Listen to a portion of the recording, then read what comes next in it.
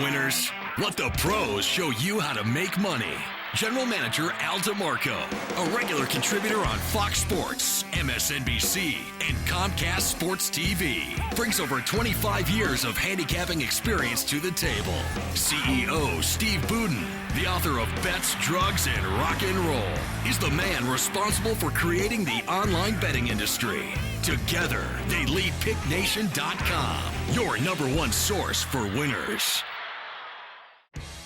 Hi everyone, Al DeMarco here, flying solo today for this week's edition of the Countdown to Kickoff program. As Steve Budin, my normal co-host, couldn't make this week's episode, but listen, we've got plenty of football games to break down because this is the only nationally televised show that breaks down all your top NFL games from a point spread perspective. And I know I've made you money the past couple weeks just with the free picks I've been giving you here on the show, and cashing with my best bet selections as well. Listen, guys, I've been a professional sports handicapper for 25 years. Before that, though, I served my time as a sports reporter, spent 8 years covering athletes in the locker room, on the field, around coaches, managers, and all those experiences really have shaped my philosophy when it comes to handicapping games. And it's what's made me successful as I entered this season, having won 9 of the past 10 seasons.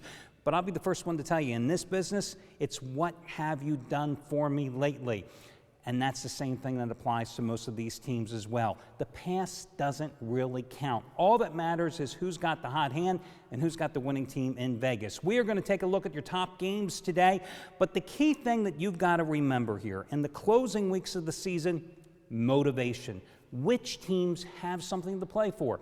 Naturally, you have teams like the Seattle Seahawks that are holding on to the final wild card berth in the NFC, and the Tampa Bay Buccaneers, who are hot in Seattle's pursuit. They have something to play for. You have other teams that are jockeying for playoff position, the Steelers, the Ravens, the Broncos, the Patriots, etc. But then you have teams maybe like the Cleveland Browns. New ownership coming in, playing better of late. Is that going to save their head coach's job? Then you have teams like the Philadelphia Eagles. You basically know Andy Reid is gone at the end of the season. Have they packed it in, or are they still going to play hard? So motivation is the key factor, and we'll hit on a number of those games today. Let's kick it off with the first game, Indianapolis and Tennessee. Colts last week, a magnificent comeback win at Detroit. Andrew Luck just continues to amaze, overcame the miserable interception performance last week with 4 key touchdowns, including the game winner late in the contest as they won that game. Now, in the season's first go-round between these two teams, it was Luck throwing a touchdown pass to Vic Ballard in overtime that lifted the Colts as a 3.5-point road dog to the 19-13 overtime victory. Now they're back at home, coming off the Lions' win at Ford Field last week. They have won and covered 4 straight at home. They are 5-1 straight up and against the spread at home this season. Luck at home this year, 9 touchdown passes, only 3 interceptions. And he's going to be facing a Tennessee pass defense that is among the worst in the league. Ranked 25th, but listen, opposing quarterbacks are giving up 69% completions. They've thrown 24 touchdown passes, only coming up with 10 interceptions at secondary of the Titans. They have failed to cover 7 consecutive games in division play. And of course, last week, they lost 24-10 at home to Houston. 6 turnovers in that game as Jake Locker continues to struggle. He was picked off 3 times in that contest. I say go ahead, lay the points with Indy here. Yeah, it's a 5.5. It's probably going to go to 6 some places by game time, but it doesn't matter. Listen, guys, before I get to the next game, which is going to be a good one, Washington and Baltimore, can the Redskins remain red hot? I want to tell you about a free fantasy football contest we're running over at PickNation.com. It's run in conjunction with DraftStreet.com. It is free to enter.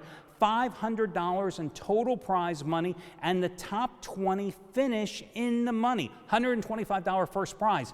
But there's a little twist here. And remember, if you played free last week, if you played free 2 weeks ago, you can play free again this week as well. It doesn't matter. But here's the twist. Normally, it's what you call a salary cap league, where you get a mythical $100,000 bankroll and you're playing GM, drafting players, putting them in their spots.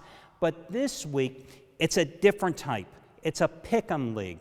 DraftStreet.com, who we run this contest in conjunction with, they have created a pick'em league. There are 8 tiers of players. You have to pick one player from each tier to complete your roster. The way I look at it, guys, if you've never played fantasy football before, this is a great way to get into it because you don't have to sit there with your calculator and figure out your salary cap ramifications. Instead, you're picking your favorite player from each one of the 8 tiers, and that's how you're comprising your team. And remember, this is not like your father's fantasy league football where you had to wait till the end of January to get your payoff. This is decided after the Monday night game between that little game between, Texans and the Patriots. So Tuesday, you're going to know who won. Again, $500 total prize money, $125 first place prize money, top 20 finish in the money. Check it out over at picknation.com. It is free to enter. Next game, Washington and Baltimore. We saw what the Redskins did on Monday night against the Giants, pulling off the upset. They are coming into this contest with 3 straight wins, all against division rivals, beating the Giants, the Eagles, and the Cowboys, of course, back on Thanksgiving. But keep in mind, Washington 2-8-2 against the spread. Their last dozen home games outside of the NFC East. And they've only covered one of their last 6 against the AFC. The Ravens, of course, gave up a game that they should have won last week against Pittsburgh. And what really struck me in that box score was how the Steelers outgained the Ravens in Baltimore, 366 to 288 in total yardage, and the Ravens lost to a guy who's probably going to be hanging up his spikes at the end of the season, a third-string journeyman in Charlie Batch. Now, I know the Redskins have played good ball, but I think this is a must-win situation for the Ravens. Can Joe Flacco get the job done on the road? Well, he certainly hasn't performed that well all season outside of Baltimore. Just 4 touchdown passes on the road this season. This is a team that struggled at San Diego, needing a miracle 4th and 29 play to come back for the win. This is a team that barely beat the Kansas City Chiefs in Arrowhead. Yet, in this game, I think the public is all over the Redskins. I say in this particular game, you go against the public and you back Baltimore as a road dog. Next up, Atlanta and Carolina. Remember when these two met at the Georgia Dome earlier this season? Carolina shoulda, coulda, and would have won that game if not for Matt Ryan's heroics near the end. Remember, he dropped back in the end zone, 59-yard pass in the final minute of play to Roddy White to eventually set up in 5 plays a field goal, a winning field goal by Matt Bryant to give them the victory in that contest. Well, now we've got the rematch. We've got the Falcons, who haven't really been putting anybody away, laying 3.5 points. So you've got to look at that number and you've got to say, is this a trap? Well, I mean, this is a Carolina team, guys, that specializes in coughing up fourth-quarter leads. This is a Carolina team that last week lost at Kansas City. I don't know what to tell you in this particular game. I think it's one of the worst games on the board. I can tell you this, however. Carolina has just 4 quarterback sacks in the last 4 games. You give Matt Ryan plenty of time back there in the pocket, and he is going to shred you. I can also tell you the Panthers have only covered twice in their last 10 home games, and also the Panthers have been struggling stopping the run. 176 yards on the ground each of the last 3 games. That's their average yield. But as we know, the Falcons have been unable to consistently run the ball this season. It could be a trap, but I would go with Atlanta if you put a gun to my head. Next one, Tampa and Philadelphia. Here's an interesting thing. I was in Tampa last weekend, so obviously I was watching this game with everybody else. Unfortunately for everybody else, I was cheering for the Denver Broncos because they were my best bet last week. And, of course, you saw what Peyton Manning did, rallying his troops from a 10-7 halftime deficit to the win. Didn't necessarily get the cover. That game was 7.5 early last Sunday, went off at 8, so a lot of people ended up with a push. Not me, not my clients, because I got it at 7.5, told you to buy down the half-point for insurance. But hey, that was yesterday's news. Here's the thing, though, that I brought out from that game. Do you realize the Buccaneers are 0-6 this year when facing Peyton Manning, Eli Manning, Drew Brees, Matt Ryan, Tony Romo, RG3? But they're 6-0 when they took on Cam Newton and Brady Quinn and Carson Palmer and Christian Ponder twice and Phillip Rivers. Well, today they're finding themselves going up against Nick Foles, who's been handed the starting quarterback duties for the rest of the seasons for the Eagles, who aren't going anywhere. That's for darn sure. It's his 4th pro start, 4th in a row. Well, which one of those 2 categories do you think Nick Foles is going to belong in, the 0-6 or the 6-0 category? Exactly. Listen, we saw last week that Tampa had problems with Denver, as I told you they would, because the Buccaneers entered that contest, as they do this one, with the #1 rushing defense in the league and the #32 passing attack. Now, the Eagles' offensive line has gotten better the past 2 weeks, and Bryce Brown, the rookie, who really didn't play any college ball, had a cup of coffee, maybe half a cup at Kansas State, okay? He has been phenomenal replacing Shady McCoy, who's been out with a concussion. But is he going to be able to run effectively on the grass against the #1 rushing defense in the league? That means the pressure is going to be on Nick Foles. This is a must-win game for the Buccaneers, who I told you at the beginning of the show, they are on the heels trailing Seattle for that final NFC wild card spot. I think it's a good spot to take them. Listen, since the Eagles and Andy Reid filed Juan Castillo earlier this season, naming Todd Bowles as the replacement defensive coordinator, since then they've also gotten rid of Jason Babin, who had 18 sacks a year ago, gotten rid of the wide 9 this week, and when they got rid of their defensive line coach, Jim Washburn, after last week's loss. They have made all types of changes, and the fact is the defense has gone down the tubes. Since they fired Juan Castillo, their former defensive coordinator, well, hell, this defense, especially the pass defense, has given up 75% completions, 243 passing yards a game. The secondary, which has been pathetic all season long, has been scorched, giving up 13 touchdown passes, coming up with 0 interceptions in all those contests. And you got Josh Freeman, who at home has 10 TD passes, 2 interceptions, averaging 280 yards and 62% completions. I think the Buccaneers are going to roll here in a double-digit round. And you know the one thing with the Buccaneers, they do not let up no matter whether they're down or whether they have a lead. And that's what you want when you're laying big points with a chalk, especially at home. So Tampa is going to be the play in this one.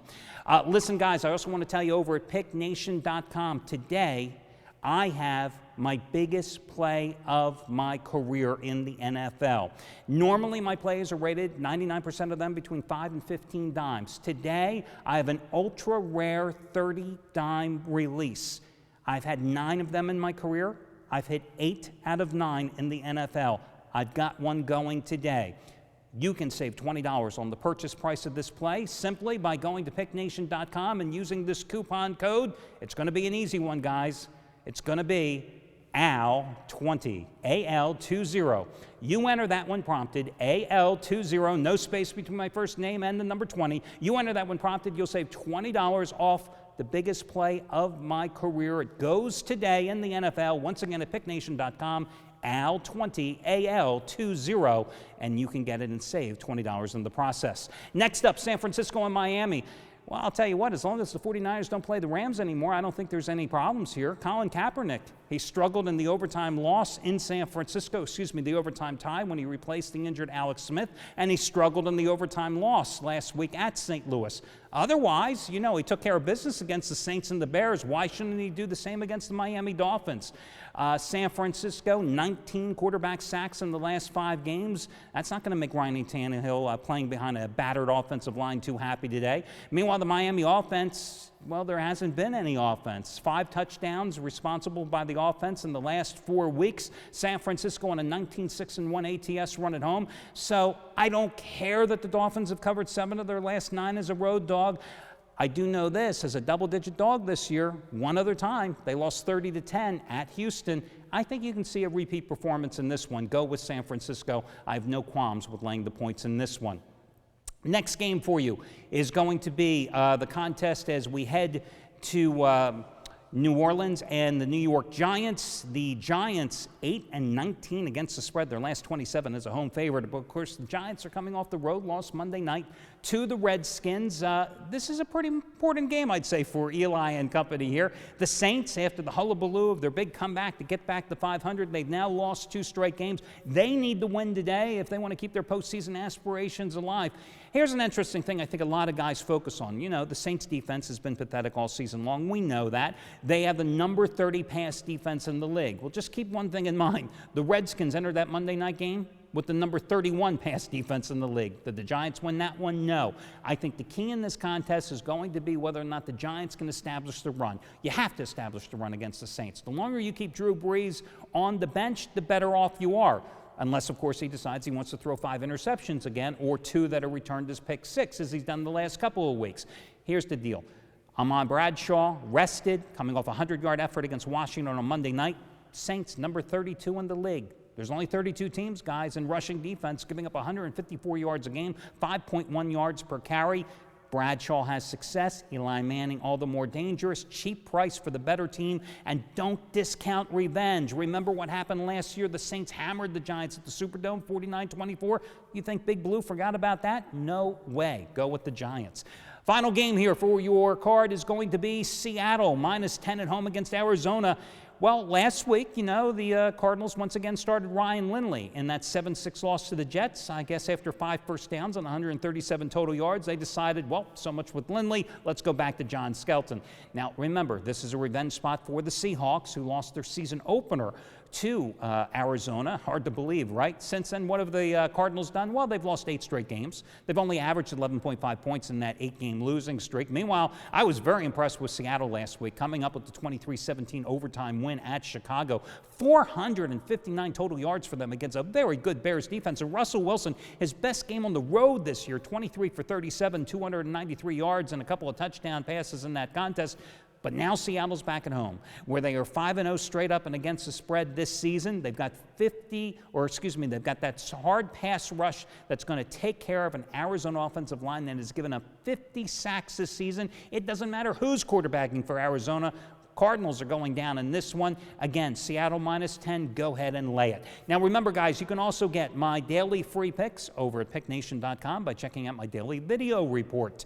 Remember last weekend, I hit 4 out of 5 for you in college and pro football with the free selections. The week before that, I only went 7-1 that week. You get them all backed by in-depth analysis over at picknation.com. And remember, today, Sunday, biggest play of my career, rare 30-dime release. It's just a measure of unit of measure, guys. What you have to remember, I've had 9 of them in my career. I've hit 8 of them, and you can save $20 off the purchase price over at picknation.com. Good luck to you all, and I will catch you again here on Monday on foxsports.com with the Monday night version of our Countdown to Kickoff program.